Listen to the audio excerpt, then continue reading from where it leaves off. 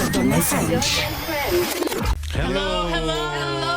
Mirë se vini në Pardon my French. Mirë se vini në Pardon my French në këtë të mërkurë, e cila do të jetë mbushur me muzikë të mirë, me talente, me zëra fantastik, me Rilindin dhe Klean, me hare dhe gëzim vërtet sot. Mirë se vini në Top Albania Radio. Mirë se u gjeta. Ej, po komplimenta shumë për këngën, është vërtet shumë e bukur. Faleminderit. Edhe keni ca zëra që nuk e di, ju njiheshit më përpara. Po, shumë moti. Patjetër, jemi miq të vjetër. Dhe aq të vjetër jo, se jeni shumë të rinë në moshë. Por besoj njiheni prej vitesh apo jo. Patjetër. Sot në Pardon my French, siç e kuptuat, kemi Rilinda Limanin dhe dhe Klea Çutrën, se të ngatrova dhe emrin dhe biemrin. Ju e njihni Klean, ka qenë shumë e vogël kur performoi për herë të parë në The Voice, pastaj vite me radhë ka konkuruar, po më thoje përpara se të hynim në studio që ke një këngë që e ke si jogurt të mbar në çdo konkurim tëndin. Po, ka qenë kënga Men's World nga James Brown, që kudo që kam shkuar unë për audicion, domethënë atë kam kënduar dhe për fat. Dhe ja ke dal. Patjetër. Edhe besoj ta këndon në sot atë, me që erdhi momenti. Ta kemi te jo, ta kemi. Me duam. Ka dhe një super kitare, ndoshta ju tani nuk ka shumë. Kitara është me dedikime që kanë vendosur ta mbush, domethënë me firma të këngëtarëve, të njerëzve të mirë speciale. Kush është më i njohur? I shoh Eneta Tarifen aty, kush është? Eneta ka pasur mentore. Po. Është Alban Skënderaj, besoj. Është Elgit Doda, pastaj këtu në cep ka një Liri Rasha. Po, këngëtarja lirike shumë e mirë. Po, dhe të tjerët pastaj janë ca njerëz special, është një artist nga Turqia pastaj që është e të tjerë. Ke do ti aty për shembull. Lutem ndjej që do firmën time tani në fund të emisionit. Ti nuk më kërkoj do ja firmën time. Arbër do artist, do këngëtar, nuk do një arbër që nuk këndon. Më fal, përveç se artist, është dhe njerëz special, që është edhe Rilindja aty besoj. Jo, unë s'jam takuar me Klean. Për ta firmosur kitarën. Besoj se pas emisionit skipoj Klea. Dhe bëjmë një story pa merak. Patjetër. Rilind, edhe për ty u bë disa kohë që publikon këngë shumë të bukura, në këtë këngë në fakt je ideatori, producenti i gjithë këtij bashkëpunimi interesant, por në fakt teksti nuk është shkruar nga ty. Jo. Edhe vija melodike, orkestrimi po ashtu.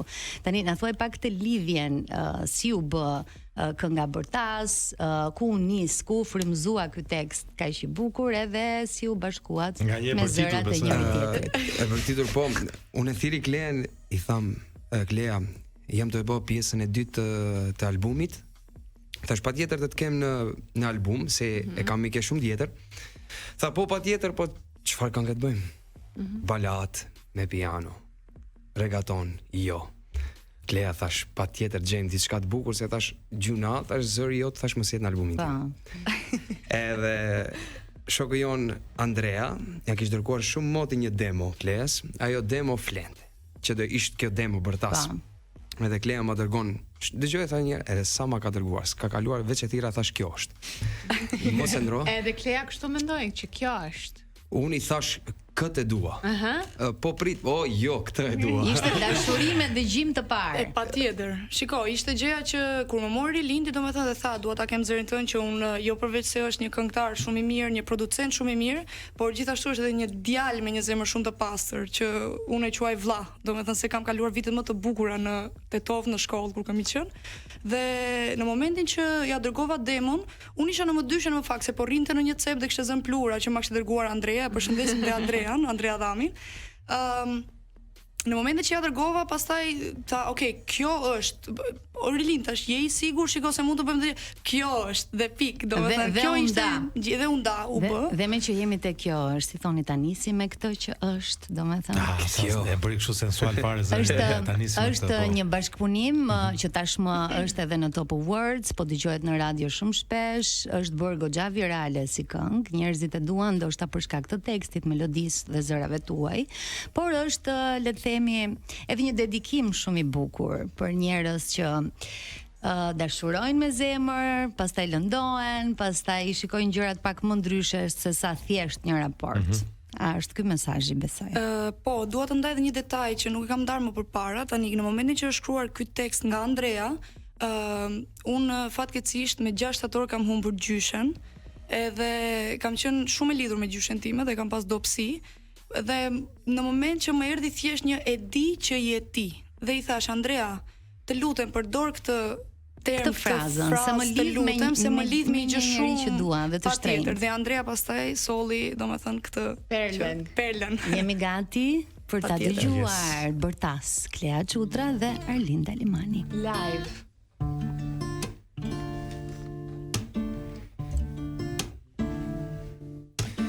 Për një qast dhe bota ndali, me të zeza mu vesh fati, lutjen kisha ngushëlli. Ëngjëll që i lëviz malet, a mi fal do ti më katet, shpirti po kërkon shpëtim. Guat s'kën e dashnis, ti a e ke o shpirt, a e ke, a e ke, a e ke, dua zë që ta bërtas, se të dua o njeri, dominon në qënjen time, e di që jeti. Dua zë që ta bërtas, se të dua o njeri, dominon në qënjen time, e di që jeti. I ke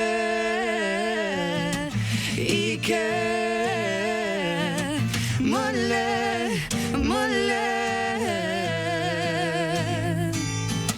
I ke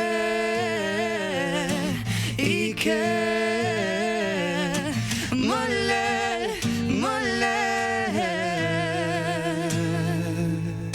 shpirti flak e tym po m'digjet, mi trazove krejt mendimet, e humba vetëm pa dëshi.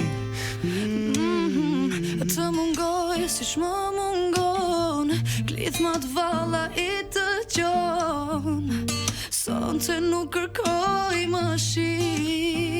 Guat s'kën e dashnis, ti a e ke o shpirt, a e ke, a e ke, a e ke, dua zë që ta bërtas, se të dua o njeri, dominon në qënjen time, e di që jeti. Dua zë që ta bërtas, se të dua o njeri, dominon në qënjen time, e di që jeti. I ke më le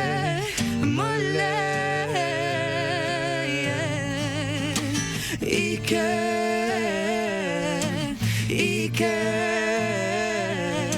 më le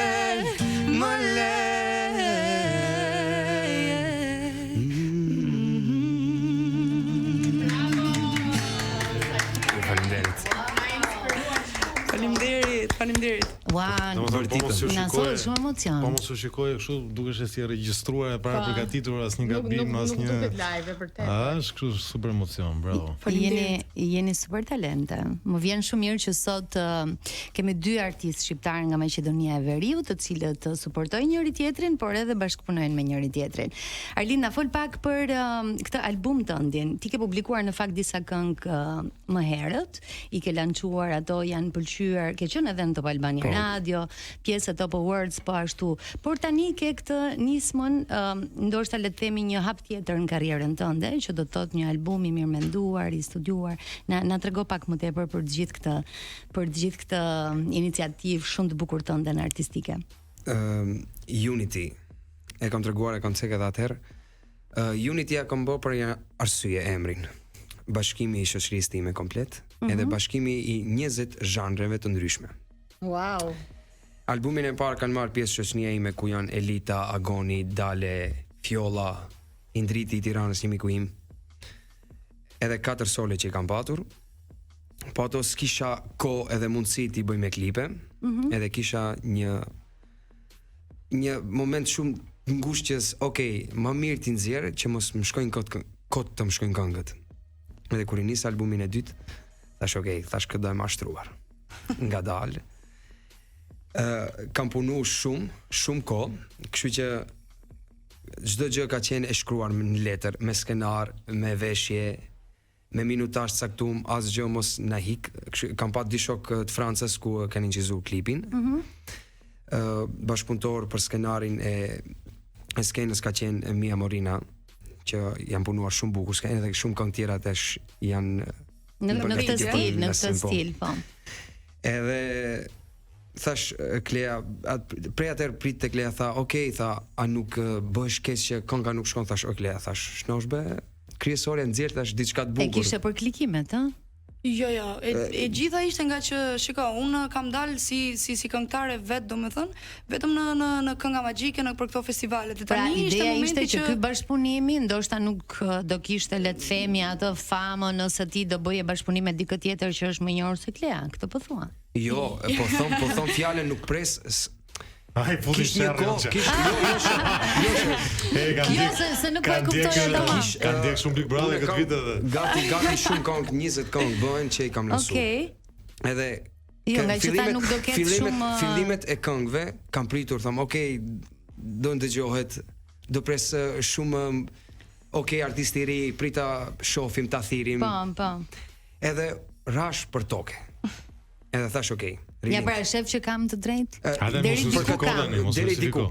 Edhe thash Lilit, a ka mundësi veç të bëjmë këngë, të punojmë, edhe nuk më intereson a do mri, a do bro. Thjesht dua t'i kem vokalet më të mira që I njoh, që kam dhe t'i kem këngë të shpirtit tim. Edhe Klea unë njoh prej shkollë të mesme, edhe prej atëherë kam thonë, Klea, hik prej këtu.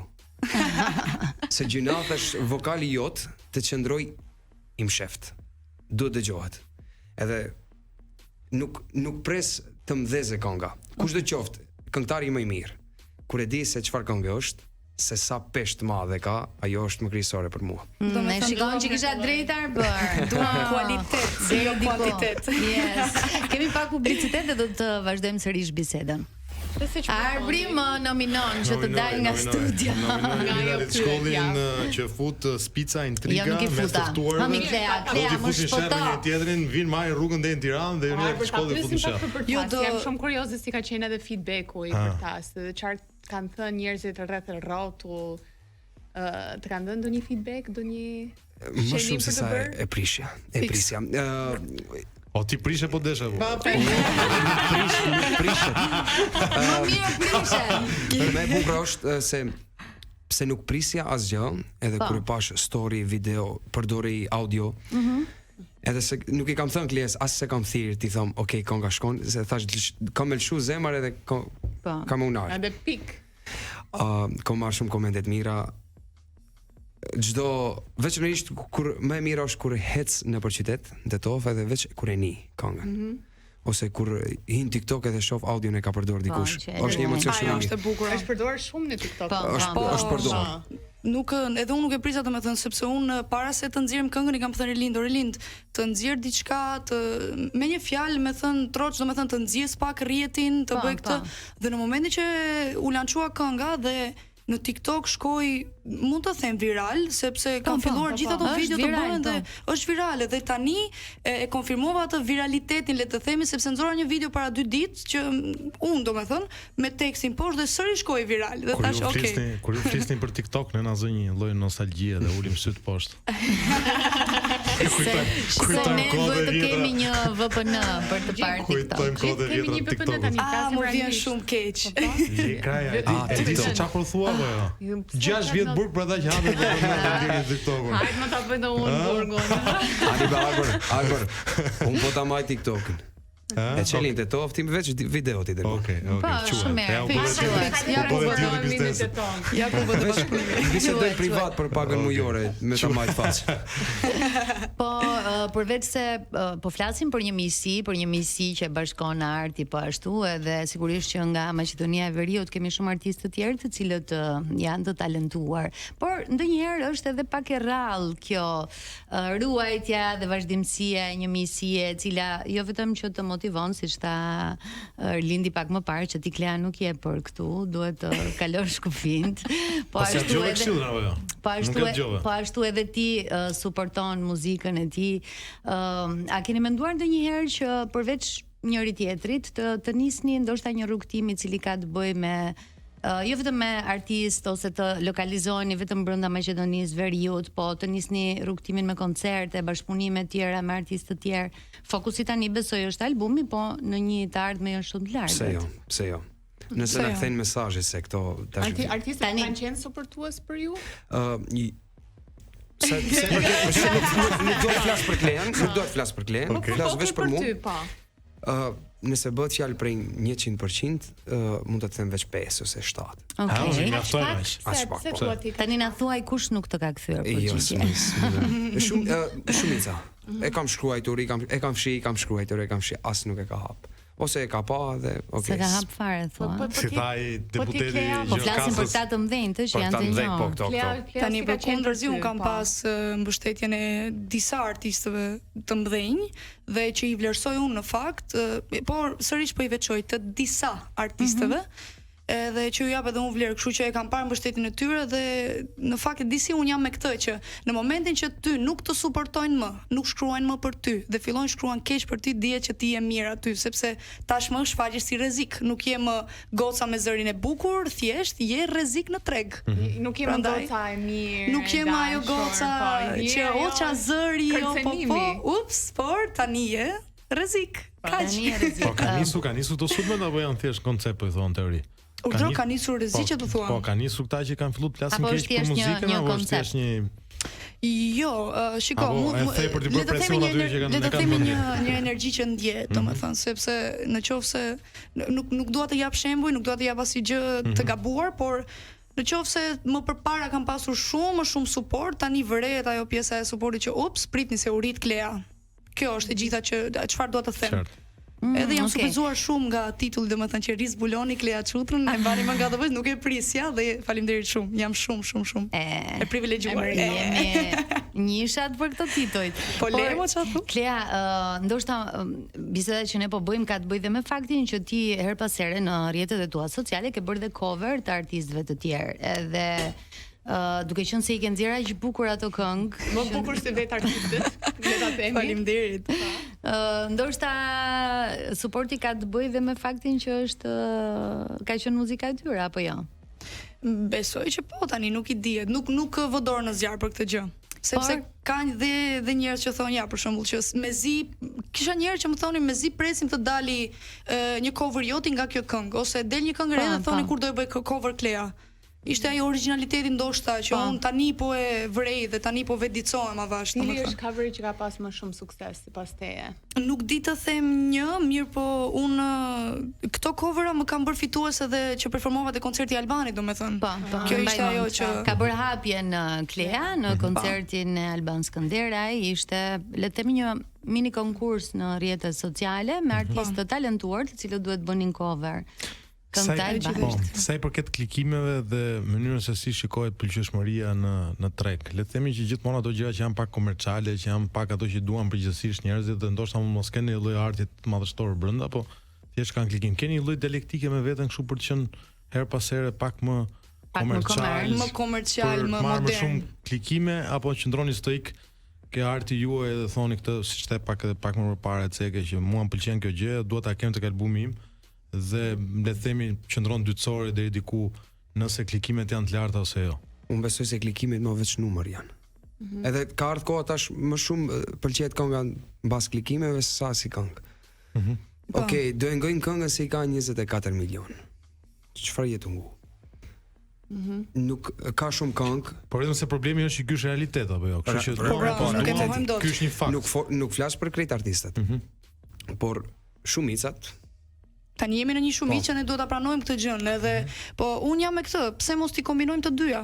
Domethënë të bëjmë dhe komerç po dhe kualitet. Keni lloj kompromisi me veten apo jo? Po patjetër, un po për veten. Po pak klikime na duhen do edhe për ne vetë moderatorët ose klikimi, domethënë ecë, dhe është ndonjëherë presion shumë i lartë. Tregon pak le të themi normal, është presion psikologjik ai që. Por kam përshtypjen që në rastin tuaj, duke qenë se këngët transmetohen edhe në kanale të tjera muzikore si Spotify apo më korrigjoni nëse gaboj, pra dallimi mund të bëhet shumë thjesht. Pra njerëzit që shkojnë në Spotify për të dëgjuar muzikë që e zgjedhin atë playlistën e tyre, besoj që e bën dhe diferencën mes YouTube-it edhe kanaleve tjera, apo jo, Rilind? Po, diferenca ndaj YouTube-it e Spotify është shumë i madh.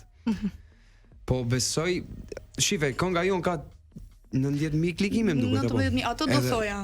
Edhe unë e shoh se ka shumë dëgjues.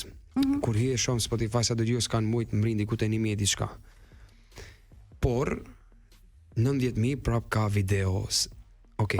Po, se është 25 milion, ku 50 milion. Ku 70. Unë jam me ato që 19.000, më falë Lind, 19.000, u bën 19.000 klikime, por hajde mlidhi ato 19.000 vetë nëse mund t'i mbledhësh ti. Domethënë kam filluar ta shoh nga kjo gjë që nëse 19.000 deri djem kanë pas ardhur pak në krahasim me gjithë gjërat tjera, me gjithë këngët e tjera le të themi apo projektet, tani po mendoja dje domethënë që ore 19.000 mirë, po hajde mblidhi këto 19.000 vetë, domethënë dil dhe këndo para 19.000 vetëve, nuk janë pak. Nuk janë as pak. Kështu që është shumë e vërtet. Pastaj është kjo pjesa. Më pëlqen që e mendoni në këtë sens. Është pjesa reale ose jo reale, ëh, reale. Gjithë ata që i blejnë klikimet edhe tek albumi thash, okay, kam me kry asnjë sponsor s'kam me bë. Nuk do bëj reklam. Edhe thash, okay, do shoh cila këngë pëlqejt prej publikut. As nuk kam bën Instagram, Facebook, YouTube. Tek asnjëra. Edhe se ka mundësi me 1.000 euro ti marrish 300.000 klikime pa problem. Po çfarë ato të sion 300.000 klikime, 5 sekondat e parë dhe skip. Më mirë paguaj artistri si puna ime, që okay, bëj një video, nëse ke nevojë, dërgoj para, më shumë vlerë ka ajo se sa veç një reklam në për të marrë vëmendje dhe shikime. Vetëm se në fund të ditës është edhe bota e muzikës është biznes. Fundja marketingu hapun. Patjetër që edhe numrat ndikojnë apo mos. Kam përshtypjen që viraliteti që ka të bëjë me TikTokun ndryshon, sepse në TikTok e merr një video që mund ta ketë postuar audion Klea ose Rilindi dhe e përdorin ato gjithkohës. Edhe kanë shumë më thjesht se sa të shkojnë në YouTube, ndoshta dhe ta dëgjojnë nga fillimi, aty e kanë gati, e marrin dhe bëjnë virale. Edhe kjo është një farë PR-i që është shumë interesante dhe e bën këngën tjetër dëgjueshme dhe e pëlqyer. Tani si thoni, të bëjmë edhe një kështu tjetër? Unë jam gati për të dëgjuar, për ta shijuar. Me çfarë do na qerasni? Me çfarë do i qerasi mori? Si thua? A do ja nisësh ti atë ja nis unë? Kush ishte ajo kënga që the para që kishte me fat apo? Do bëjmë një strofë dhe një refren. Do bëjmë një strofë dhe një refren, se pastaj do të kalojmë publicitet apo jo? Patjetër. Tani çfarë do bëjmë? Do ja plotësojmë dëshirën e arbrit? Po plotësoj. Se ka ditëlindje nesër. Po unë di që nuk është mirë të urohet para, kështu që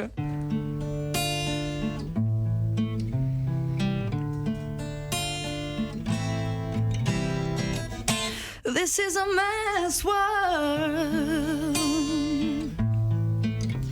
This is a man's world. But it would be nothing without a woman or a girl.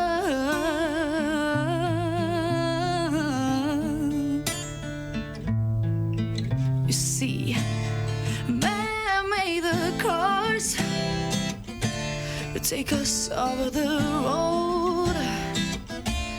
Man make the train to carry the heavy load. Man make the electric lights to take us out of the dark. Man make the bull fill the water like Noah made the ark. This is a man's world, but it will be nothing without a woman or a lady.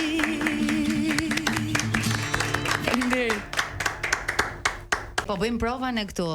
Ne thamë se do kemi muzikë dhe mbajtëm fjalën, po bëhemi gati për një tjetër këngë, është një remake i këngës Sonat. në variantin shqip në Elifara. Ta themi ashtu siç është, Jonça vajti pak në kuzhinë, piu një vezë sade. Për t'ju bashkuar lindit dhe Keas. Këndoj normalisht me gjithë këtë zë që ka dhe Jemi gati. Është një remake në fakt që është bërë nga Rilindi dhe ka një tekst shumë të bukur tek pjesa e tij. Patjetër. Atëherë, jemi gati. Rrugës si trishtuar, ti kush po ecë një I dashuruar, dhe fare vetëm dashuri që humbi, duke kërkuar si erdhi fundi I ku dhe la. Vajzën që e donte, sa donte jetën e praktisi sonte, dhe e la vetëm ëndra që përkundi, sa shpejt u shua e rësirës fundi I ku dhe la. Zë qatë qdo moment ke gabu I kom mbyll syte, sot po qaj lotët bikan shi, kush ishe ti, kush jam tani, kush jemi në di. Okej, apo? Më falë që tash t'jom bo bajat, e kisha prej dashnis, po s'munda me po shtat, se këshu jam unë, një budallat, që jep gjithë shka, dhe në fund për mu thonë. Rrugës si trishtuar, dikush po ecë një I dashuruar, dhe fare vetëm dashurin që humbi, duke kërkuar si erdhi fundi I ku dhe la. Vajzën që e donte, sa donte jetën e praktisi sonte, dhe la vetëm ëndra që përkundi, sa shpejt u shua e rësirës fundi I ku dhe la.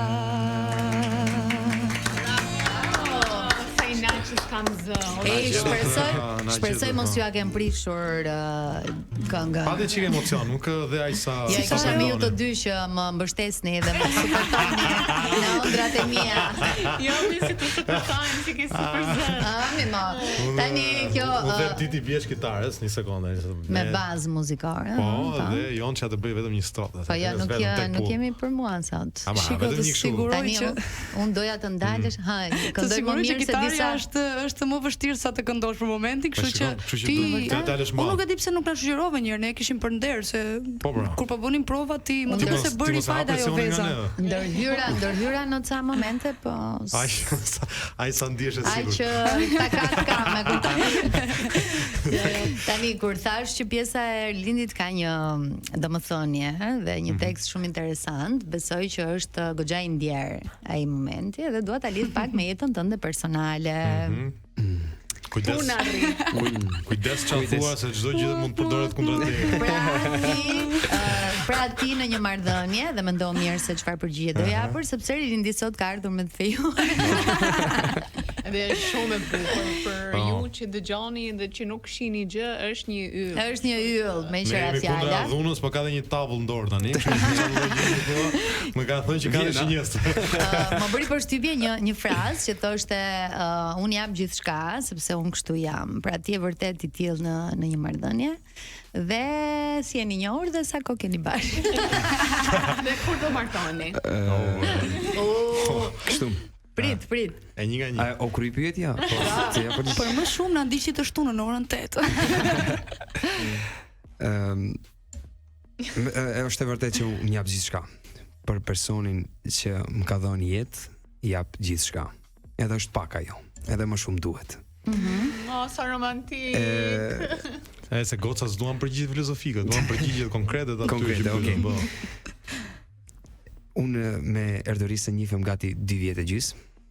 Po ajo shkëndija më e bukur ka qenë kur e kam thirrur në një promovim të albumit. Tash a vish të më bësh shoqëri. Po më fort ishte se thash jo, se s'vjen, s'besojmë. Ishe emocione, Erdi. Emocione deri sa më taku. Flutrat në stomak. Më e forta është se më prit të shumë të më të vogël sa vetja. Unë kur I dola para 1 metër 80 burr, 2 metra. Po ta ti që ke nalt, tash po valla. Jam shumë I lumtur që e kam, kështu që faleminderit Ris për gjithçka. Kështu publikisht them të dua. Domethënë është dhe suportuesja jote më e madhe. Po edhe by the way, ndasmën e kemi vitin tjetër. Kështu që shive. Bravo Leje. Shive se pyetet. Ke do keni në dasëm, kush do këndoj në dasëm? Po me Në nuna dasëm, dasmës. se kam problem, kam shumë shoqni, kushdo kë janë krejt aty me muzikanta, me Të gjithë miqt. miqt. qef. Kështu që unë ju thatë kur e bëni dasmën, unë them, a jeni të sigurt se do vini në dasëm tu? Po, Semi muzikant, po kemi jonë që gjina Ju përvajson në grupin to polifonik. Jo në vezën në mëngjes. Ne shoqërojmë edhe me valle, Arbës. Jemi njerëz që kërcejmë, pëlqejmë artin. Valltar me famë në... Tani fokusi besoj është ky album i cili të marrë rrjedhën që meriton dhe besoj më pas keni dhe plane tjera, apo jo? Klea Rilind? Patjetër. Domethënë nuk do rreshtin projektet, besoj unë, apo jo? Jo, s'ka. Që ta zgjidhin tu në tavolinë. Derisa Fol si të kem burro tani. frym, muzikë do bëj. Me cilin artist do dohet të bashkëpunoje që ta Unë dëgjojnë tani live? çdo herë e kam pat idol edhe Flori Mumajesin. Flori, ktheu, come back. Flori. S'kena me u pa më bashk, nuk kena me u pa më. Shpirti me di po plas, nuk kena me u pa më. S'kena me u pa më bashk, nuk kena me u pa më. Shpirti me di po plas, nuk kena me u pa më.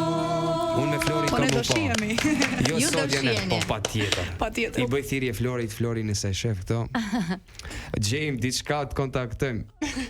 Shiko, Shpresoj. Flori është një artist që vërtet në gjithë të vite karrierë i ka suportuar të rinjt me talent, edhe që ai beson që kanë shumë potencial dhe unë jam shumë e sigurt që ju të dy Unë këtë e keni. konfirmoj pa frikë, sepse mua ma ka dhënë të support, domethënë. Okej. Që nga reactioni, që nga videoja që bëri me këtë këngë, me këtë coverin, më ka dhënë shumë support dhe që atëherë mund të them, nuk e di domethënë, ka qenë një një magji. Thjesht një video e vogël e Florit me një vlerësim që dukej në fytyrën e tij, domethënë, dhe atë kohë kam qenë në Tetovun, domethënë. Edhe Çfarë ishte emocionesh? Keni qenë bashkë në shkollë në atë kohë. Pra edhe këto emocionet teksa përjetoni le të themi frytet e talentit tuaj në atë periudhë keni ndarë bashkë dhe është shumë e bukur që edhe pas kaq vitesh jeni sërish duke bërë muzikë të mirë. Kemi edhe një tjetër shkëputje publicitare, sepse ne në radio shkëputemi disa herë dhe do të rikthehemi sërish me Klean dhe Rilindin. Ja kapela. A kapela A kemi shtuar shumë decibelin e romanticitetit. Tani nga Rilindi e morën vesh, domethënë, Klea është pak më e re, edhe nuk e di. Nuk e di ku jemi me romanticitetin. Në raport me ne moshat e thyra dhe. Edhe nëse duhet ta ngacmojmë për këtë temë apo jo, por nëse ke një përgjigje mund të na e thuash me anë të muzikës, nëse nuk do të përgjigjesh. Si është gjendja jote romantike e momentit? Shiko, unë po të përgjigjem kështu. Se jam gocë di brane moj për shpije shoqnije, me tradit di brane amon. Se jam gocë di brane moj edhe për dashnije, fukara edhe i pasur qefin do t'a bo. Po e bën qefin. Kështu i ka përgjigjes dhe unë me të dyja. Pra në të dyja rastet, edhe nëse është single, është gocë di brone me tradita, Me ta bon. por nuk është asnjëherë kundër ardhjes së dashurisë, apo jo?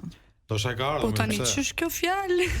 Ç'është kjo që thua Joni? Pra, është një moment shumë interesant i cili lidhet me muzikën dhe me këtë përgjigje.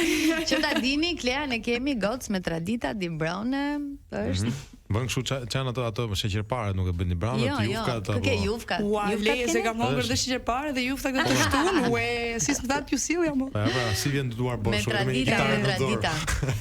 Rilind, e ardhmja si parashikohet? Domethënë si e mendon veten, pra kemi klipe, kemi koncerte, keni lënë data, si e keni verën tuaj edhe vazhdimsinë sa i përket projekteve dhe muzikës. Unë kënoj edhe në për mbrëmje, sezonën e verës e kam. Po, këto I kemi në koncerte, datat. Komplet sezonën e kam, po e figura ime thot po okay, ba sezonë. Ku të shkojmë bash atëherë është ajo periudha më e bukur për dal. Zemër thash mos u mërzit se ta bëj vjeshtën Zemër, aty janë Maldivet. Kur ne jemi në dimër, ja afton bëjmë lek thua se aty është verë. Tek ne dasmat jon e periudha 1 muaj e gjys. Çdo darsëm. Çdo ditë është një kaos e madhe e ahengjeve dhe dasmave. Smeret frim. Është një kolon që me pijet çdo kënd ku jetu shku ndasëm. Çaj të bëu për dasëm të bëu. Po nesër keni një plan jam me dasëm. Pas keni prodhimtari, këtej nga Tirana ka rënë çik niveli dasma. Këtu ti bashkëton zemra dhe këtej jemi çik shumë taj pjesën e dasmës. Ti lej tani që po mendoj. Jo, unë jam për dasëm. Futem te kategori. Keni ti një këngë që datë të përgjigje me këngë apo? Do bëjmë një këngë tjetër Klea? Sa e këndon Klea për të mos situaton? Tani e di qa, me që jemi të dasmat, unë do këndoj një këngë Jo, s'kam ardhur të të shqetësoj Por unë kam ardhur të të them të trashëgoj Jo, s'kam ardhur të të shqetësoj Por unë kam ardhur të them të trashëgohesh Më qënë ke veshur moj me të bardha Kra për kra me tjetrin loze kërcen E unë e mjerari në një qoshe Rivajtoj e qaj për ne Se unë të edha në mes të dasmës Ta dhurova një karaj fil E ta vendosa në mes të flokur Vasho ty si për kujti Faleminderit, do të tragitje në kufje. Kjo kënga në fakt është pak e trisht, po është shumë e bukur. Është e trisht, po shumë unë e adhuroj sepse edhe unë bëj live dhe dua ta përshëndes babin, një herë para një mami që ka ardhur sot me mua këtu që më shoqërojnë prindërit e mi. Dhe babi është muzikant, kështu që e kam dhe babin e kam punësuar në grup. Bravo. Kështu që e kam dhe grupin tim, po I përshëndes, jemi një grup unplugged dhe e bëjmë shpesh këtë këngë, prandaj edhe e adhuroj. Unë të pyesja dhe diferencat që kanë nëse e keni parë midis mënyrës së të pëlqyerit të artit dhe ndjekurit të artit në Maqedoninë e Veriut, në Tetov, në gjithë zonën, sidomos zonën shqipfolse dhe në Shqipërinë e pjesës tjetër këtej. Ka ndonjë diferencim pra si e ndjeni? Kur shkoni për koncerte, kur shkoni për live, ndjeni një lloj diferencë midis dy anëve të njëjtit kom, le të themi, po të ndarë nga një kufi? Shumë diferencë e madhe. Pjesa e tregtisë muzikës në Kosovë dhe në Shqipëri është shumë lart. Në Maqedoni jo. Edhe Klea din, tek ne nuk ka. Edhe kur bën koncerte bën thjesht për një projekt që ka bërë dikush. Qartë. Për diçka, jo se koncert për këngë. Edhe çato baret që kanë qenë janë mbyll. Nuk janë shumë produktiv në fakt, domethënë në këtë aspekt. Siç e dim të gjithë, domethënë që klubet dhe gjërat e bëjnë gjën gjithë verës, po që të jemi produktiv në aspektin e koncerteve veçanërisht duke theksuar koncert, jo, domethënë nuk jemi në atë shumë.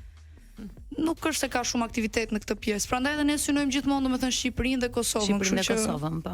Diferencë në këtë gjë po, janë më aktiv. Patjetër, tek pjesa artistike, tek pjesa e live-ve, edhe pjesa e koncerteve. Si thoni, ta bëjmë dhe një këngë për mbyllje, se po I dritohemi fundit kësaj pjese të parë. Tash e futëm ato thikën plagë atje, tani futeni komplet nxjerrë nga ana tjetër në. Të qajmë edhe një çik për fund. Ta fusim një çik, po.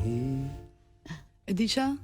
Jo, nuk po qajmë, po bëjmë Idealisht jam Atë keqë Këmbët s'më mbajnë Po më mundon Një dashuni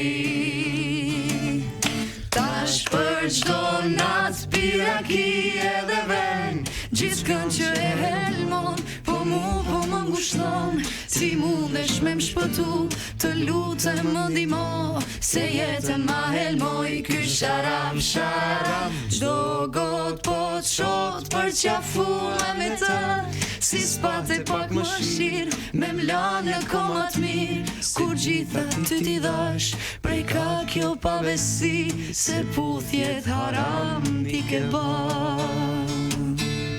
Kur gjitha ty t'i dhash, prej ka kjo pavesi, se puthjet haram i ke ba.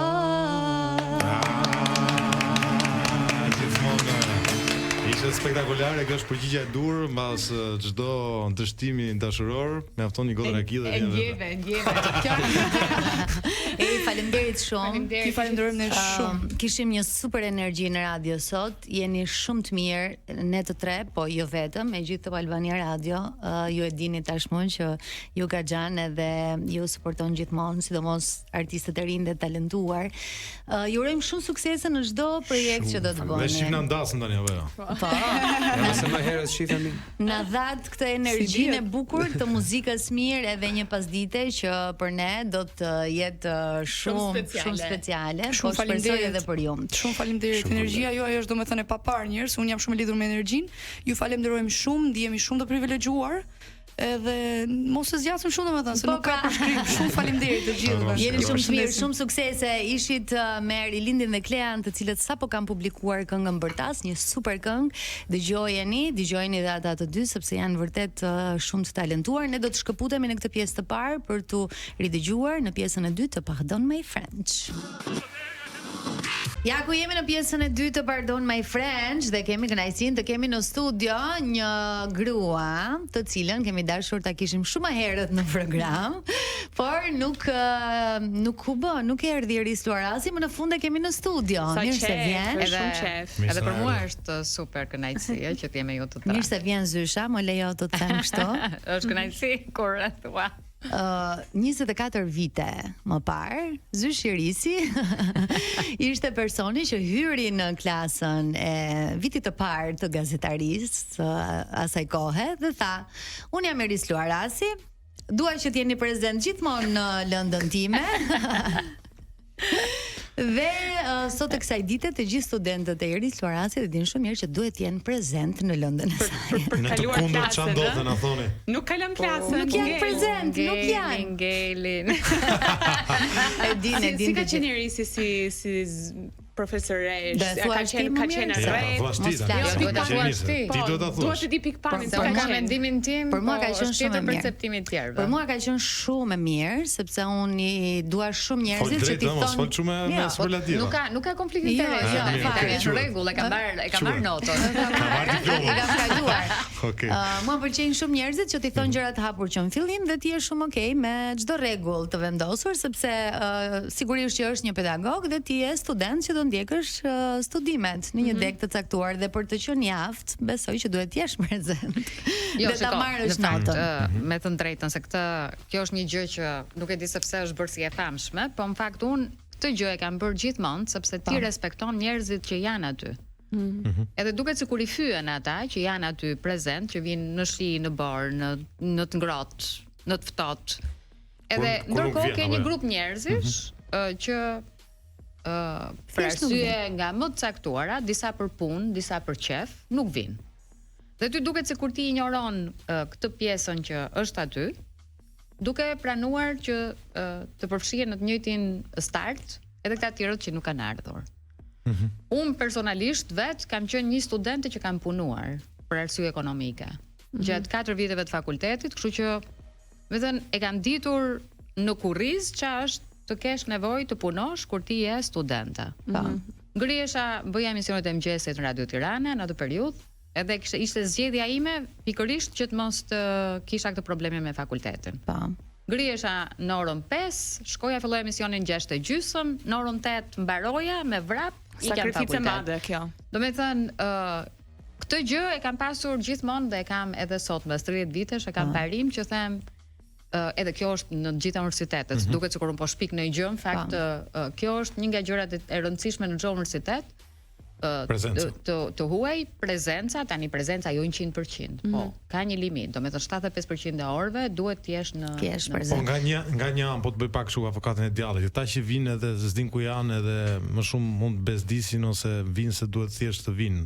Nuk është mirë ndonjëherë që ata që vinë dhe duan të vinë dhe duan të dëgjojnë mos e kenë fare prezencën e këtyre të tjerëve dhe të jenë më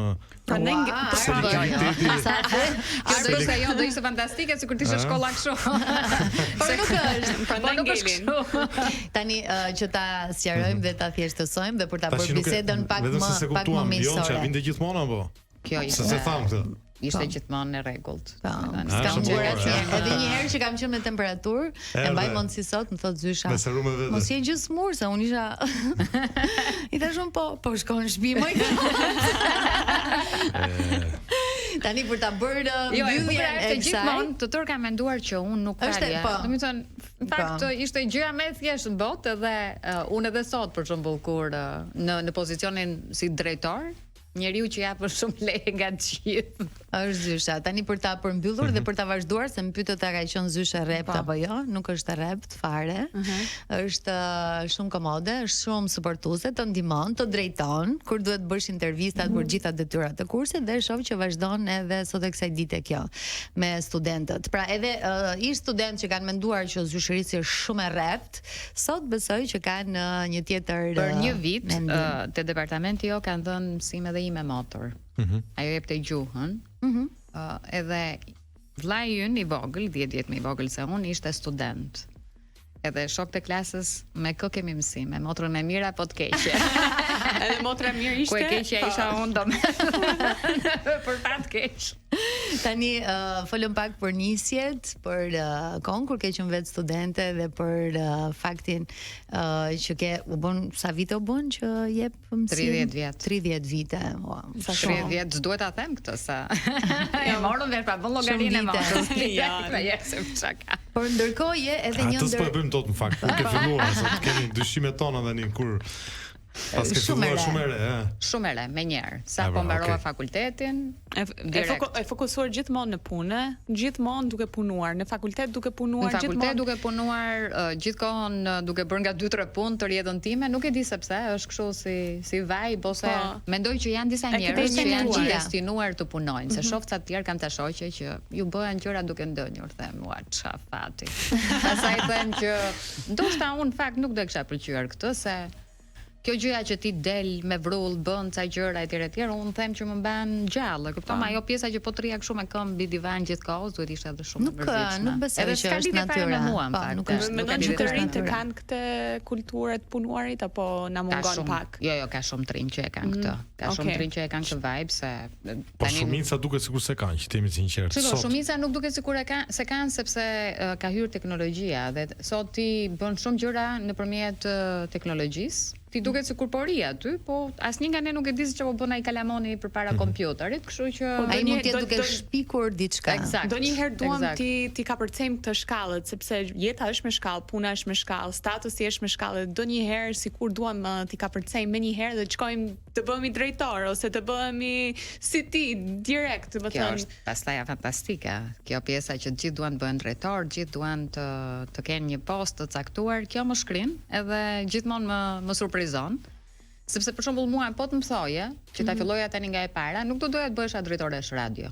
Do doja të filloja një herë të bëja gjërat aty brenda që kanë lidhje me newsroom-in, me gazetarinë, pastaj po të mendoj që i bëja mirë këto, patjetër që do isha për drejtoresh radio. Po kuptuar dhe mekanizmin normalisht. Po patjetër, se mendoj që kjo është gjëja më e mirë që ty të jep, se ti nuk mund të jesh edhe drejtori i mirë nëse nuk i ke kaluar disa procese vetë përpara, në mënyrë që ti kuptosh edhe nevojat që kanë njerëzit që punojnë për ty. Tani përpara se të kalojmë në publicitet, dua të përgatis një çik që do flasim për kohën kur kuptuam që jeta jote kishte shumë lidhje me fjalën publike, me të drejtën dhe me të gjitha gjërat që ti ke bërë. Okej. Është publicitet tani dhe rikthehemi pas pak. Në fakt një ndër figurat më të njohura të gazetarisë, shoqërisë civile, mbrojtjes së të drejtave të grave dhe jo vetëm, Iris Luarasi për gjithë këto vite karrierë në suport të grave, të fjalës publike, kur ishte momenti që e kuptove që ky ishte roli yt? Ky ishte pozicioni që do doje të ndiqje. Në 93-94 punoja në Radio Tirana me Enon, që pastaj u bë bashkëshorti im, për një seri investigative. Që ishte 6 programe, nga 1 orë secila, po për ato ne punuam rreth një vit e ca. Sepse temat ishin 3 tema të rëndësishme të asaj periudhe dhe mendoj që janë tema edhe sot të rëndësishme. Njëra ishte droga edhe përdorimi, po flasim për vitin 93-94 që njerëzit nuk kishin kaq shumë informacion dhe nuk e pranonin haptazi që pinin drogë, që vdisnin njerëz nga droga në atë periudhë etj. Kemi folur edhe për drogën kohën e Enver Hoxhës, kur dëgjuam histori që kishte njerëz që përdorin petidina në kohën e komunizmit në vend të drogës. Sida, që ishte prap një gjë prap super tabu, dhe krimet seksuale. Dhe për krimet seksuale kjo ka qenë në fakt lidhja ime me pjesën e drejtave të grave, sepse ne intervistuam një vajzë e cila ishte përdhunuar nga 6 djem në grup. Dhe ka qenë fare rastësi që kur kemi hyrë brenda në burg për të intervistuar një dhunues seksual, njëri prej atyre ishte dhunuesi i saj. Dhe ti shikoje historinë të ndërtuar vetëm domethënë nuk e haroj fare se nuk e haroj kurrë atë që ajo vajza më thoshte që se njërit prej tyre i mungonte një dhëmb, edhe kishte në imazhin e saj. Dhe ky djali që ne intervistuam në burg kishte një dhëmb të rënë dhe tregonte një histori që në thelb dukej sikur ishte një gjë komplet tjetër, se sigurisht gjithmonë dhunuesit është ke pjesa që nuk kanë justifikojnë dhunën, edhe sikur tjetri ta ka bërë borxh, edhe ti je detyruar që ta bësh aktin e dhunës seksuale. Dhe ky emision mua më detyroi që takoja shumë rrajtësues të atëhershëm në vitin 94 të organizatave të grave që sapo ishin krijuar. Edhe kjo ishte një nga gjërat që më lidhi mua me organizatat e grave dhe pastaj fillova të bëja buletinën e Qendrës Gruas. Edhe kështu, pastaj të ngelesh atje, se kur ti fillon punosh për drejtat e grave, është magji kjo pjesa edhe ka ndonjë ndryshim nga ato vite në sot që flasim në përmirësim, le të themi si e ke ndjer evolucionin nga ato vite në vitet që jemi. Ka ndryshuar dhe sfidat patjetër, edhe problematikat, por problematikat nuk kanë ndryshuar, problemet janë njësoj. Domethënë njerëzit dhunohen në të njëjtat forma, tani madje edhe çik më shumë, se tani dhunon dhe teknologjia, tani dhunohesh edhe online. Nëse dikur dhuna ishte fizike dhe verbale, po ngele mes mureve të shtëpisë, tani është verbale, ngelet në hapësirë, janë 10.000 veta dëshmitar, trauma që pëson viktima është shumë herë më e madhe se sa vetëm trauma që pëson kur janë vetëm 4 dëshmitar, 6 dëshmitar. Kështu që patjetër format e dhunës kanë ndryshuar, disa ngelen njësoj, po kanë ndryshuar mendoj unë qasja e grave ndaj këtij realiteti, se nëse 30 vitën përpara ti kishe sfida për t'i mbushur mendjen grave që ajo që ato po përjetonin nuk ishte normale, ishte krim, ishte dhunë edhe ato duhet ta denonconin. Sot unë nuk them që ka gra që nuk kanë po prap këtë lloj arsyetimi, po shumë i vogël ky numër krahasuar me numrin e madh grave që e kuptojnë që ajo që po ndodh në fakt nuk është normale. Pastaj mund të ketë 100.000 arsye të tjera që pse ato nuk e denoncojnë dhunën, po e dinë që kjo nuk është normale. Atëherë unë mbaj mend shumë që kjo ishte një sfidë e madhe dhe edhe për shumë vite, jo vetëm po flas vetëm për vitet 90. Në 2006 e mbaj mend që u miratua ligji për masën e dhunës për dhënien familjare, edhe u krijuan mekanizmat në përbashki dhe urdhrat e mbrojtjes që mund përfitonin gratë. Edhe ne kemi pas bërë shumë shpesh edhe janë thyer në fakt. Absolutisht. Ne bënim shumë workshope veçanërisht në fshatra për t'u treguar grave që tani ti ke një mekanizëm që të mbron, mund të aplikosh për një urdhër mbrojtje, mund të shkosh ke policia, duhet ta denoncosh dhunën edhe gjykata ty të jep një vendim për atëherë ishte 40 orë, pastaj u bë 24 orë. Edhe mbaj mend që ka qenë një mësuese në një fshat në rrethinat e Shkodrës, se mbaj mend tamam nëse në Malsinë e Madhe apo diku tjetër, e cila në fakt mbas këtij workshopi mësoi që kishte një mekanizëm që mund kërkonte ndihmë, edhe mbaj mend se ka ardhur në zyrë më mbrapa tek neve dhe gjithë diskutimi ishte që e dinte gjithë fshati që burri e dhunonte në mënyrë sistematike. Ishte gjithkohës me hematoma, një njerëz që dhunohej vazhdimisht. Në momentin që e bëri denoncimin dhe lajmëroi policinë, erdhi vërtet policia edhe e mori bashkëshortin e saj, po të nesërmen fshati i gjithë nuk i fliste.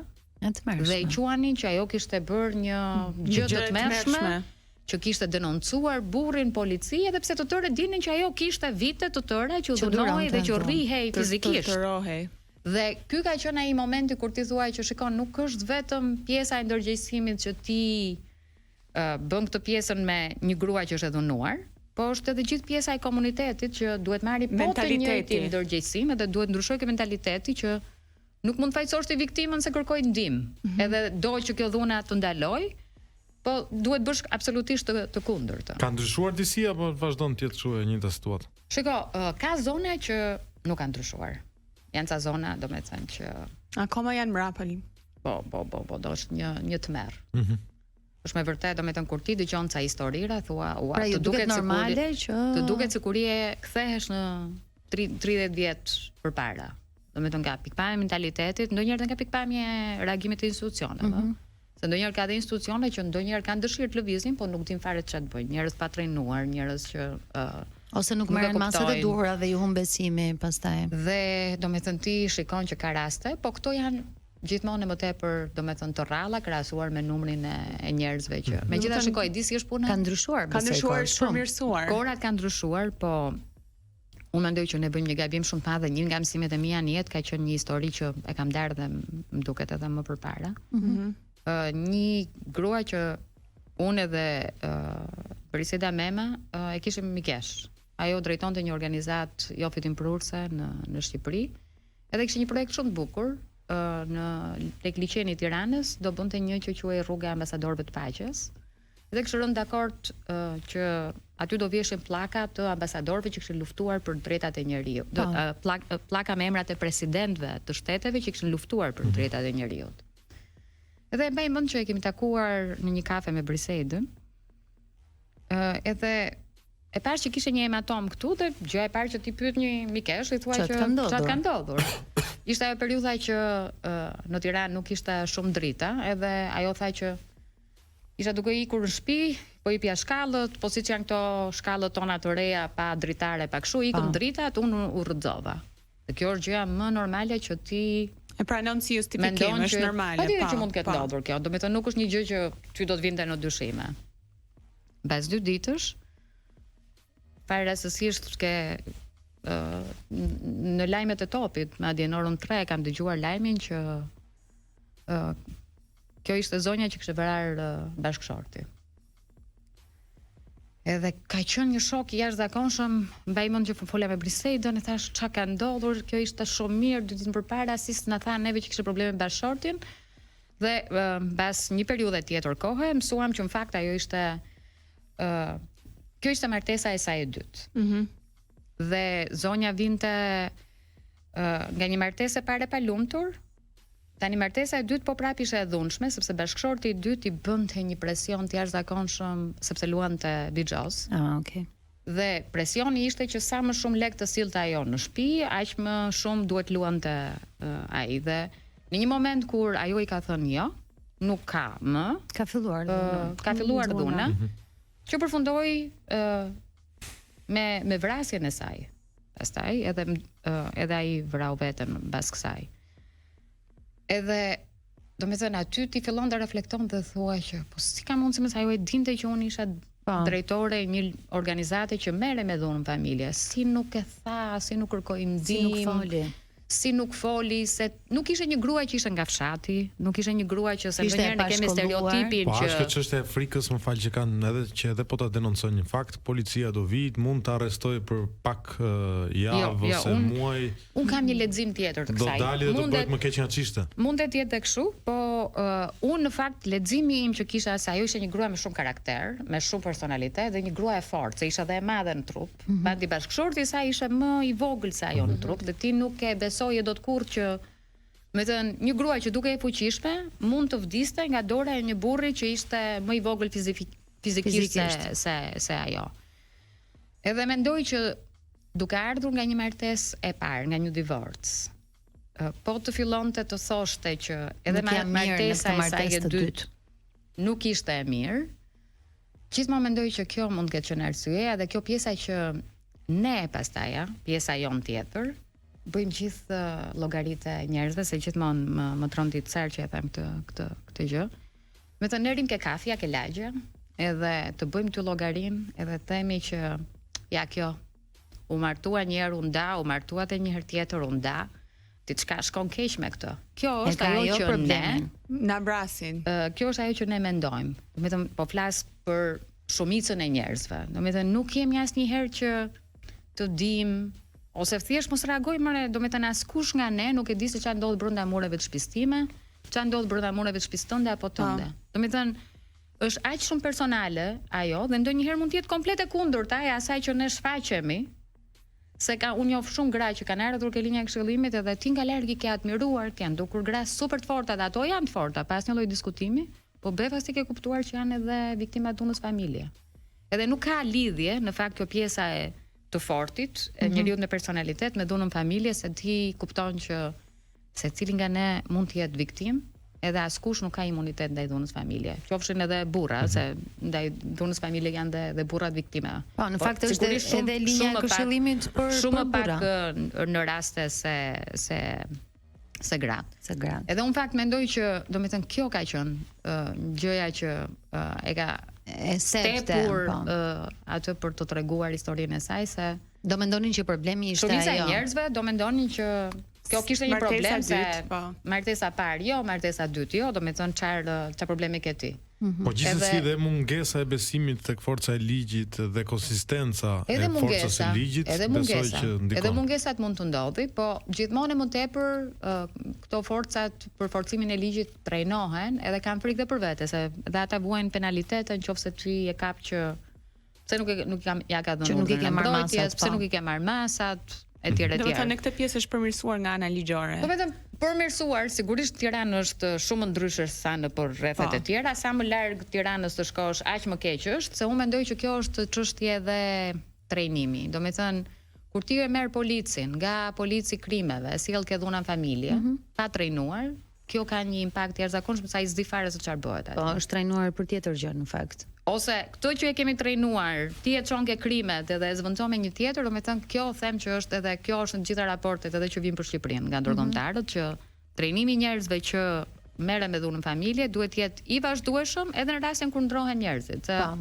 Kjo është një çështje që ti duhet ta mësosh, dikush duhet ta thot, nuk do presësh ti tani që vërtet policia do hapi ligjin për dhunën në familje dhe do filloj të lexoj se cilat janë detyrat që ka punoj si policis. Kemi një tjetër shkëputje në këtë moment dhe do të vazhdojmë këtë bisedë shumë interesante me Iris Luarasin, e cila sot po vjen ndryshe nga ajo që njohim, që shohim në ekran dhe në auditore.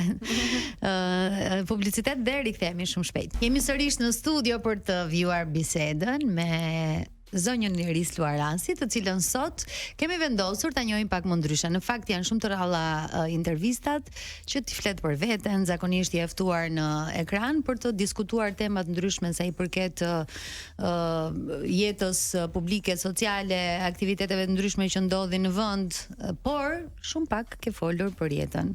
Edhe njerëzit mendojnë që jam gjithmonë në luftë me burrat. Që nuk është e vërtet fare, në fakt. Nuk është e vërtet. Iris, si jashtë ekranit, jashtë auditorëve, pasionet e tua, pjesa e familjes, domethënë gjithçka që ne nuk e shohim dhe nuk e dim. Tani kjo është çiksi e vështirë se nuk e di se ku duhet fokusohem, po ajo që ti shikon në ekran, e unë e shoh vetëm me veten time, nuk ka lidhje fare me atë që ti ndonjëherë je në të vërtetë. Sepse në një debat, kur ti je në një debat politik, ti nuk do shkosh aty të bësh shoqe. Është komplet pa lidhje, vetëm që trofi njerëzit që ti e duke buzëqeshur, edhe ti dukesh atyre si një njeri që nuk është i egër, po kur ti je në një debat, ti ke shkuar atje për debatuar, edhe po në lidhje me dhe megjithatë mendoj që ne kemi një shoqëri që këtë nuk e pranon shumë te gratë.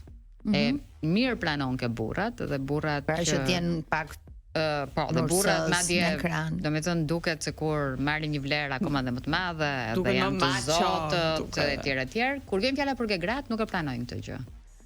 Edhe është çështje që ka lidhje me shoqërinë, nuk ka lidhje vetëm me Shqipërinë, domethënë ka lidhje me gjithë shoqërinë, dhe mbaj mend që ka bërë The Guardian një studim për gjuhën e urrëties, Edhe mblodhi gjithë komentet e 10 viteve të fundit që kishte marrë Guardian në faqen e vet online.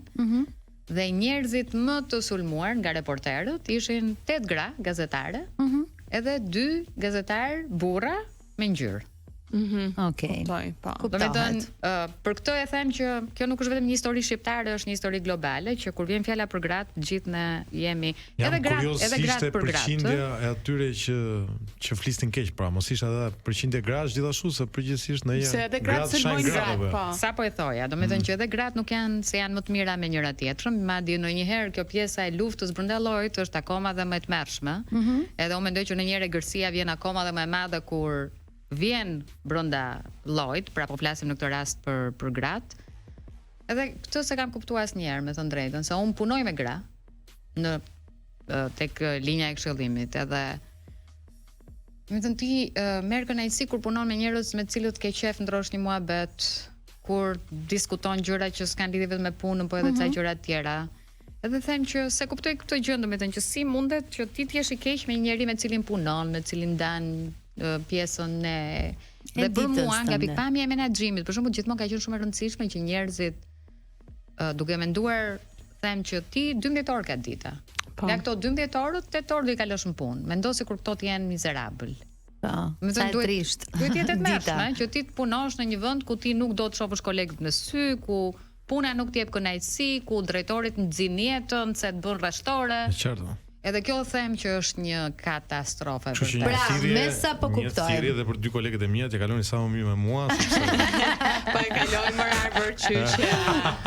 Është shumë harmonik, domethënë nuk diskutohet se kjo do ishte fantastike. Me pak fjalë po thuaj që je drejtuese shumë e mirë, se nuk janë nxin jetën të tjerëve. Shiko, do me të them, nuk e di pse nuk janë nxjerrë jetën tjerëve, se jo se ti nuk e ke në dorë këtë, po e para që s'mi e fare kënaqësi kjo, dhe e dyta rezultat ndoshta. Vet do isha njëri i mbushur me ligësi, ndërkohë që ku ka qef më të madh se ti të marrësh dashuri nga njerëzit që punon, edhe ti japësh dashuri, se në të njëjtën mënyrë dhe unë jam tetor me ato ditë aty, do me të imagjino kur ti shkon në një ambient që është kështu bitter, që njerëzit helmojnë njëri tjetrin, ajo energjia negative më duket diçka e tmerrshme. Iris, po pasionet e tua, se jam shumë kurioze të di për që unë ja du shumë është humori. Ka shumë humor. Edhe pse duket edhe je shumë sociale, dukesh sikur bën shoqëri shumë kollaj. Për 2 minuta hyn shoqëri me njerëz që kollaj fare, do të pas një lloj, edhe më pëlqen domethënë kjo pjesa që prandaj më pëlqen kjo pjesa. Po, e shikon? E shikon. Kështu që edhe gaforre këto kanë që bëhen janë mikesha të mira, koriku. 5 korik. Kështu që gaforre koriku, unë mendoj që ka ndonjë gjë tjetër që është si cilësi, që është pjesa që edhe kujdesem për tjerat. Edhe unë kjo është pjesa që më pëlqen shumë ta bëj dhe e bëj me një pasion të jashtëzakonshëm. Shkrihen njerëzit me mua se e din që unë që ngusht filloj blej dhuratat e Krishtlindjeve. Dhe më që jemi tek dhurata, duke qenë se jeta jote është shumë e lidhur pa ashtu edhe me studentët, me gazetarinë, do doja të preknim pak edhe këtë pjesën e të ardhmes. Si e sheh brezin që po vjen? A janë ata, le të themi, më të përgatitur, a janë më të mirë se disa vite më parë? A duan apo rritet interesimi, unë jam kurioze, apo rritet interesimi sa i përket statistikave, domethënë janë më të interesuar për gazetarinë në krahasim me vite më parë, ose thjesht për dijen në përgjithësi, se nuk duhet sigur. Po kur mendon ti për brezat e gazetarëve të dikurshëm, të 20-30 viteve përpara dhe i krahason me brezat e gazetarëve tani. Duket ndonjëherë sikur ka degeneruar pak gazetaria, se dikur kanë qenë shumë më të mirë gazetarët e tjerë. Ska pas ChatGPT atëherë? Jo, unë fakt mendoj edhe pjesën tjetër që nuk mendoj që është problemi i gazetarëve se ka ndryshuar mënyrat e menaxhimit. Edhe kur ti je detyruar brenda një mjedisi të caktuar të performosh se kjo është buka e gojës në fund ditës, je detyruar, po kjo nuk ka lidhje kaq shumë me gazetarin per se, them unë. Dhe për këtë arsye unë sa herë që gjendem përpara kësaj pyetje, mendoj që në fakt brezat që vijnë janë gjithmonë dhe më të mirë. E di pse, sepse mendoj këtë që kanë mundësi për t'u informuar më tepër. Informacioni që është pushtet është pa limit në ditët e sotme. Dhe kur ti e ke këtë informacionin pa limit, mendoj që patjetër në një mënyrë apo në një tjetër, të rinjt janë të ekspozuar ndaj këtij informacioni se e kanë kudo. Qofse për brezat tanë ti duhet shkoje, të gërmoje në bibliotekë, të hapje libra, të gjeje, filloi Google-i, kërkoni nëpër Google, po informacioni prap nuk ishte aq i madh sa ç'është tani. Domethënë informacioni që për ne ka qenë gjithmonë i limituar. Tani nuk ka më informacion pa limituar, thjesht kështu pa limite. Dëshirën. Thjesht duhet të dëshirën informacion. Tani të tërë kemi nga një telefon dorë. Edhe në momentin që e duke prit ke kafja dhe duket sikur është një kohë shkuar dëm, s'ka ardhur shoku shoqja ti fillon futesh dhe lexon diçka, histori, mëson një informacion. Dhe jo vetëm kaq, po mendoj edhe këtë që është një lloj sikur të pranosh që unë jam më e mirë se fëmijët e mi. Absolutisht jo. Informacion ka më shumë. Tan, absolutisht jam më të zgjuar se sa ne, absolutisht më të përparuar se sa ne. Po ai kemi gjërat më direkt, domethënë sepse juve keni kërkuar, nuk ka pasur internet, nuk ka pasur ChatGPT, domethënë e keni kërkuar më me vështirësi gjën. E kemi kërkuar me vështirësi, ju e keni më thjesht, po kjo na bën neve të ndryshëm, kuptimin që ai që e ka informacionin e ka dhe e përdor. Dhe e përdor. Po përveç pjesës për shembull që mendoj që të rinjtë sotëm kanë një gjë tjetër që është edhe e mirë dhe e keqe, që nuk kanë shumë kështu bariera burokratike, sjelljeje, kaq shumë sa ç'kemi pas ne, për shembull. Me institucionet, domethënë institucion quaj mësuesin, pedagogun, prindin. Edhe familjare, po. Kurse fëmijët nuk i kanë këto gjëra. Janë më të Noa për shembull i bir, i vogël fare, i shkoli zysha italishtes basetën, edhe ka qenë klasë 2. Edhe gjithë klasa bënte provimin dhe Noa i shkruante zyshës një letër të tmerrshme me të shara që ti nuk duhet t'japësh mësim këtu, ti je një kështu, ti je një ashtu, domethënë nga pas ka ditur të drejtat e tij. Atë letrën edhe shkrihem edhe soi kësaj dite, se unë nuk merrova thashun, dhe në fund fare palosi letrën dhe ja kisha thënë zyshës në dorë. Tash zemër, po ti të paktën ta kishe lënë aty ku shkova ja dhe në dorë unë tani me këtë pjesën që kjo nuk bëhet. Jo, po flas për të drejtat e mia. Edhe ai tha jo, i voçkël fare, domethënë po me artikulimin e vet, ishte kjo pjesa që kjo ishte ajo që unë mendoja për atë edhe pastaj thash ky është ëndra ime e realitet, se unë s'do e bëja kurrë këtë gjë. Edhe se bëj dot sot kësaj dite, domethënë ndaj kur vjen ndonjëherë për ta shprehur vetë edhe nuk e bëj. Informacion besojmë të gjithë dakord që ka më shumë dhe thithi në të gjitha mënyrat dhe kur s'duam, por duket sikur unë ndoshta që jam në kontakt pak përditshëm dhe me të rinjt që punojnë, duket sikur ka rënë pak përgjegjësia te të rinjt. Ndjen një lloj mungese përgjegjësie më të madhe në raport me një ose dy breza më parë. Këtë s'di ta them shumë sepse unë në fakultet njoh edhe student që e paguajnë vetë shkollimin e tyre. Domethënë ne si familje shqiptare e kemi këtë pjesën që prindërit vazhdojnë të paguajnë për edukimin e fëmijëve që edhe nuk janë kushtet, se në Shqipëri po ti të shkosh si student, edhe ti shkosh njërës prej bankave, edhe ti thuash që unë dua të marr një kredi se do arsimohem. Po, nuk ta mendoj që është misioni pamundur dhe s'ka asnjë bank në Shqipëri që do të japi një kredi studentore. Është shumë e vështirë kjo pjesë në Shqipëri. Ti vërtet mos ngelesh në kurisë të prindërve. Po ti shikon, domethënë student që e kanë bërë historikisht, që vazhdojnë, punojnë, se e kuptojnë atë pjesën që kanë prindrit, ose punojnë edhe për veten e vet, domethënë për të bërë ca para ekstra për xhepin e tyre dhe në rastin kur i kanë gjërat në rregull.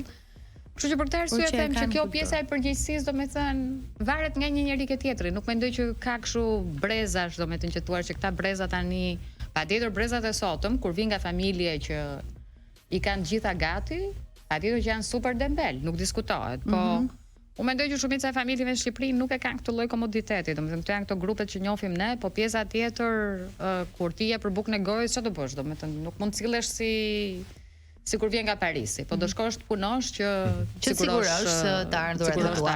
Unë jam shumë kurioze të di, duke qenë se në shumë panele, debate televizive ke qenë prezente me shumë personazhe të tjerë publik të cilët debatojnë ashpër, ndonjëherë ka batuta të lezetshme dhe humor.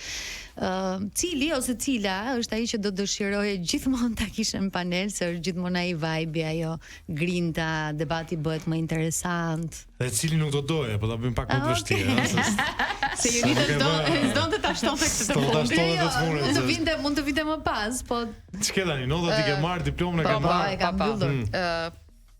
Njerëz që do i doja nëpër panele vazhdimisht, gjithmonë më pëlqen debati me Armand Shkullakun, me Anë Bushatin, Martan Hoxhën, se po flas për njerëzit që i kanë Markun, njerëzit që i kanë përballë, domethënë. Edhe gjithmonë është përgjegjësi që ti do ulesh, do lexosh mirë, se e di që do i kesh ata përballë në panel dhe nuk të falen. Dhe absolutisht as nuk të falin, as nuk i fal.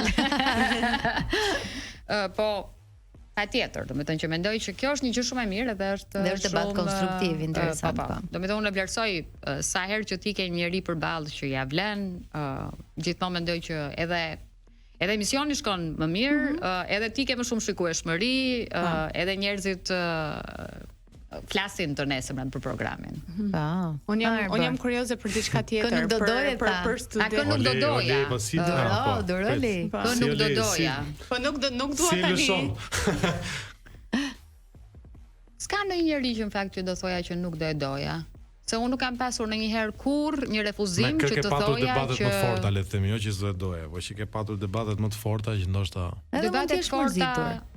debatet forta kam pasur, nuk kam pas debat, jam mërzit shumë njerë me Andi Bejten, po e kam thënë dhe njerë, edhe s'dua ta bëj emër tani se ball domethënë ata është njerë dhe nuk ka. Po me të jam mërzitur shumë se e vlerësoja, edhe ti mërzitesh kur e vlerëson njeriu, kur është këta njerëzit që ti nuk i vë fare refene, edhe mërzia është shumë e vogël. Kështu që edhe për këtë arsye mendoj që mërzia ime ka qenë më e madhe se ishin njerëzit që u mendoja që po Leila, unë dua të kaloj prapë te studentët sepse aty më rrimendja, domethënë kush nga studentët e tu të kanë surprizuar me karrierën që kanë bërë, që të kanë befasuar në kuptimin e mirë. Shiko, unë jam mësuar që profesionitës, nuk flasim për Uniden, po një emër tjetër që është i njohur. Plot student që ja ju a them unë.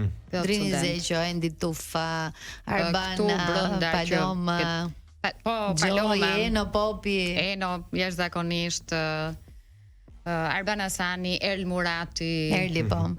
Anila Basha, shumë njerëz, janë Bledi, po Bledin Joni Dasheu, se nuk Jonida Sheu, Zeta Kurti. Të gjithë, domethënë, po nuk të surprizonin se ti e shikon që kur janë student që kanë atë vibe-in brenda tyre dhe për të bërë dikush që do bëhen dikush. Sa shumë emra.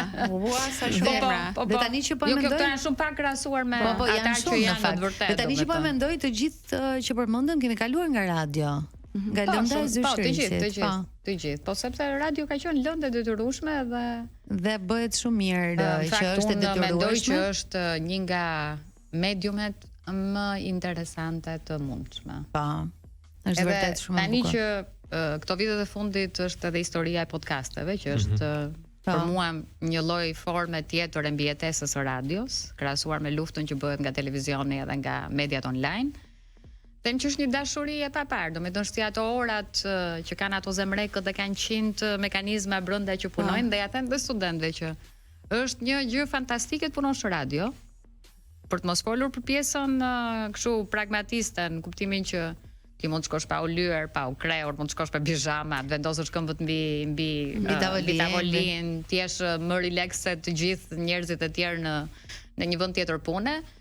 Po nuk është kjo, mendoj që radioja jo kjo që kemi ne me kamerat sot, po radio e radio, domethënë nëpërmjet aparatit, nëpërmjet podcasteve pa kamera, ka një lloj magjie që ti përfytyron se si është ai njeriu aty prapa mikrofonit. I vesh tiparet, i vë flokët që mendon ti, sepse është si libër zanor, le të themi. Si librat e preferuar që asnjëherë kur bëhen filma nuk janë aq të bukur sa që kemi menduar neve personazhet. Kur i ke lexuar. Se ti e percepton personazhin bjond, regjizori e ka perceptuar brun, ti e ke menduar ndryshe komplet nga fizionomia, domethënë se cili ngre në mendjen e vet një imazh që është imazhi i tij ideal.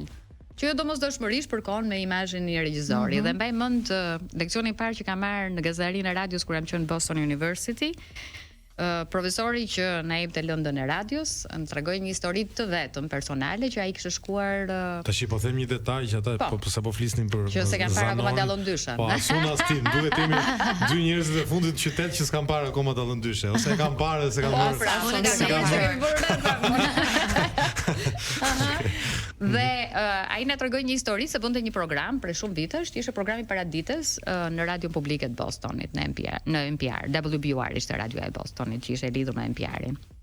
Edhe duke pasur të problemin që kanë amerikanët me obezitetin, vendosi që të ftonte një njeri që fliste për ushqimin e shëndetshëm. Edhe mendoi dhe një detaj që si ta bënte çik më interesante këtë, dhe mori një peshore që e vuri në studio. Edhe ai e fillonte kështu bisedën që sot do peshohem, edhe fillonte tregonte se çka kishte ngrënë një ditë më përpara, fillonte diskutimi me dietologun ose me njeriu tjetër të ftuar. Dhe kjo ishte dhe e shoqja që kishte rreth një vit që i thosha po çka ke këtu muhabet, mora çfarë do të thënë kjo, po pse duhet peshohesh ti, po ç'i duhet njerëzve se sa peshon ti, do të thënë ju bë morr e shoqja. Edhe ky tha vendosa që një ditë caktuar mos ta jepja më këtë detaj, direkt kalova në diskutim me dietologe në studio. Dhe atë ditë radioja mori 6.000 telefonata. Sa peshonte atë ditë drejtuesi i programit. Për treguar që sa gjëra të vogla janë ndonjëherë dhe na duken kështu si pa lidhje dhe sa të rëndësishme mund të jenë ato për dëgjuesin. Një drejtuese një emisioni po prap mëngjesi në Radio Swiss International, ajo ishte magjike pastaj. Ajo kishte programin e mëngjesit për 30 vitesh. Edhe kishte filluar kur ishte 25 vjeç, flirtonte me dëgjuesit, bënte super humor etj. Pas 30 vitesh, sigurisht që ajo ishte 55 vjeç, nuk ishte më 25 vjeç, vazhdonte flirtonte në të njëjtën formë për njerëzit që nuk i shikonin kurrë, se atëherë nuk ishin dhe njerëzit kaq publik. Ajo ishte absolutisht një vajzë 25 vjeçe, do të thënë nuk kishte lidhje fare me mendjen e tyre, ishte gjithmonë 25 vjeç, nuk kishte për ndryshuar kurrë. Prandaj them që ka ca gjëra, edhe është një lloj magjie radioja që nuk e di sa më pëlqen, edhe them pleqëria ime kjo do jetë.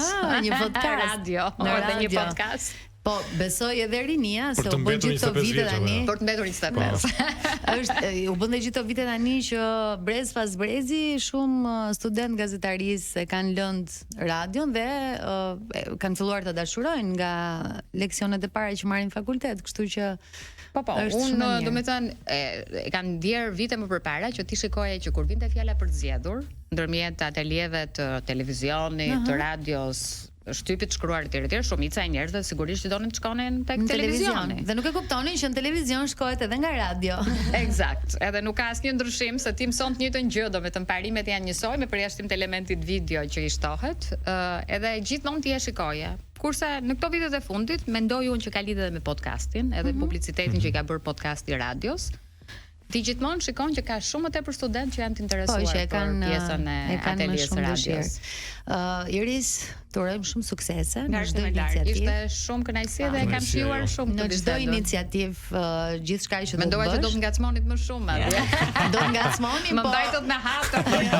Do të ngacmoni më tepër, por Arbri ka qef këto ngjarjet kështu.